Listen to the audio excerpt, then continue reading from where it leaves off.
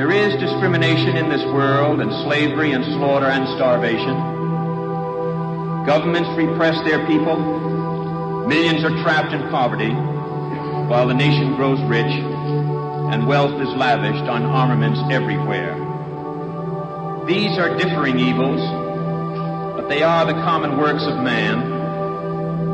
They reflect the imperfection of human justice, the inadequacy of human compassion, our lack of sensibility towards the suffering of our fellows.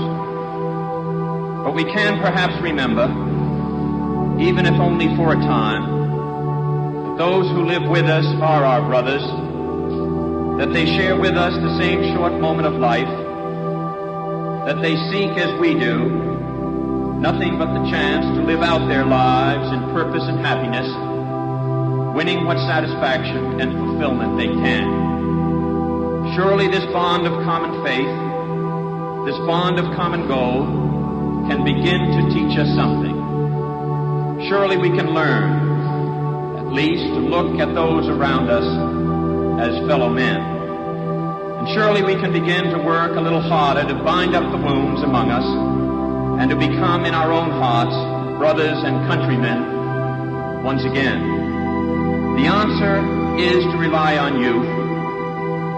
Not a time of life, but a state of mind, a temper of the will, a quality of imagination, a predominance of courage over timidity, of the appetite for adventure over the love of ease.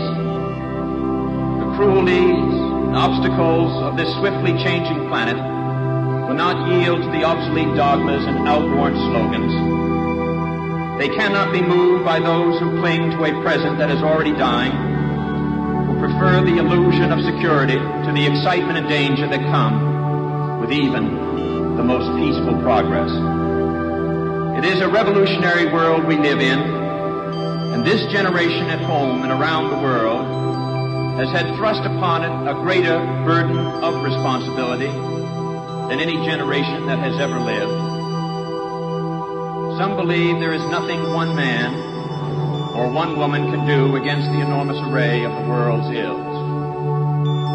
Yet many of the world's great movements of thought and action have flowed from the work of a single man. A young monk began the Protestant Reformation. A young general extended an empire from Macedonia to the borders of the earth. A young woman reclaimed the territory of France. And it was a young Italian explorer who discovered the New World. And the 32-year-old Thomas Jefferson who reclaimed that all men are created equal.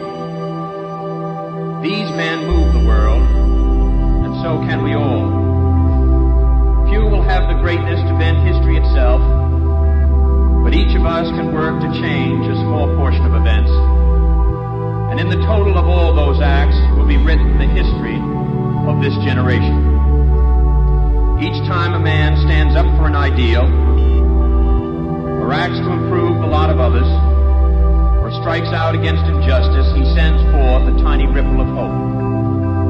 And crossing each other from a million different centers of energy and daring, those ripples build a current that can sweep down the mightiest walls of oppression and resistance. Few are willing to brave the disapproval of their fellows, the censure of their colleagues, the wrath of their society. Moral courage is a rarer commodity than bravery in battle or great intelligence. Yet it is the one essential, vital quality for those who seek to change a world that yields most painfully to change. And I believe that in this generation, those with the courage to enter the moral conflict will find themselves with companions in every corner of the globe. For the fortunate among us, there is the temptation to follow the easy and familiar paths of personal ambition and financial success, so grandly spread before those who enjoy the privilege of education. But that is not the road history has marked out for us. Like it or not, we live in times of danger and uncertainty. But they are also more open to the creative energy of men than any other time in history. All of us will ultimately be judged. And as the years years pass, we will surely judge ourselves on the effort we have contributed to building a new world society and the extent to which our ideals and goals have shaped that event. Our future may lie beyond our vision, but it is not completely beyond our control.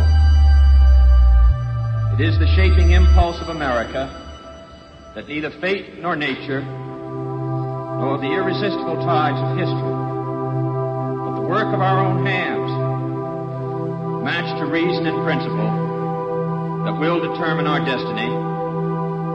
There is pride in that, even arrogance, but there is also experience and truth. In any event, it is the only way we can live. That is the way he lived. That is what he leaves us. My brother need not be idealized or enlarged in death beyond what he was in life. To be remembered simply as a good and decent man who saw wrong and tried to right it, saw suffering and tried to heal it, saw war and tried to stop it. Those of us who loved him and who take him to his rest today pray that what he was to us, what he wished for others, will someday come to pass for all the world. As he said many times in many parts of this nation, to those he touched and who sought to touch him, some men see things as they are and say, why? I dream things that never were and say, why not?